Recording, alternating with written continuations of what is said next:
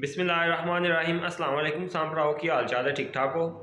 अज असां गल करनी है गंदम की फसल में जड़ी बूटी मार स्प्रे के उत्ते कि जो असी अपनी गंदम की फसल उत्ते जड़ी बूटी मार स्प्रे करने तो वो उत्ते स्ट्रैस क्यों आ जाता है।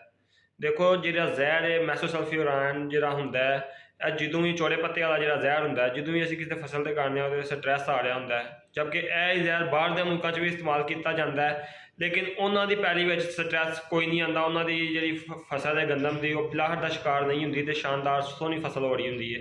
यदि की वजह है अज की इस वीडियो असीं गल करांगे। उस तो पहले जो तुम मेरा चैनल सबसक्राइब नहीं किया तो चैनल सबसक्राइब कर दो तो नाल लगे घंटे निशान भी दबा दो ताकि इस तरह की और रात के मुतलक मालूमाती वीडियो तुहाडे तक बआसानी पहुँच सकन।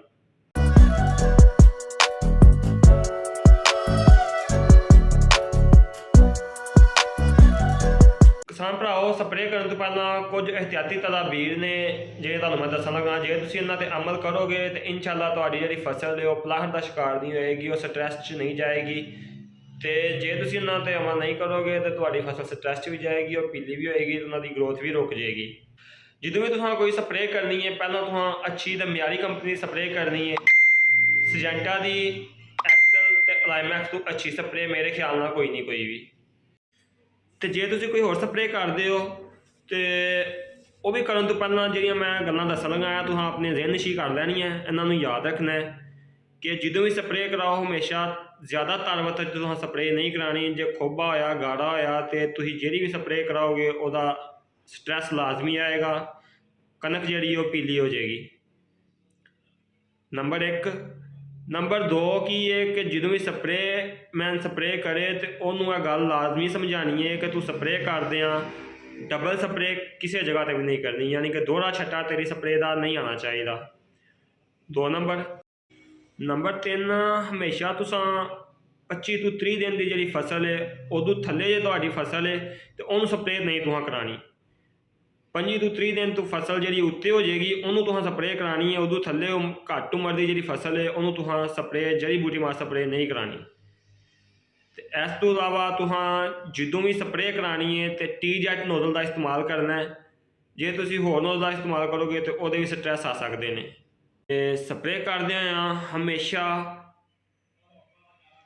जिन्नी डोज लिखी होंगी है पानी की फी एकड़ पानी की मकदार स्प्रे करदियां जिन्नी रिकमेंड की जाती है कि तुसीं 100 लीटर पानी लगाओ तो 100 लीटर ही लाना चाहिए, ना वध लाना चाहिए तो ना ही घट लाना चाहिए। ਇਹਦਾ एक तो रिजल्ट नहीं आता, दूसरा ਇਹਦੇ ਨਾਲ भी जी फसल है साडी वो पिलाहट का शिकार होंगी, वो स्ट्रैस च आ जाती है। जे तुसीं इन्हां गल्लां ते अमल करोगे, एहतियाती तदाबीर ते अमल करोगे तो इंशाअल्लाह तुहाडी जिहड़ी फसल है वो बिल्कुल स्ट्रैस च नहीं जाएगी, वो हरी भरी तो शानदार होएगी तो आलूदा भी खात्मा होएगा, जड़ी बूटी का भी खात्मा हो जाएगा।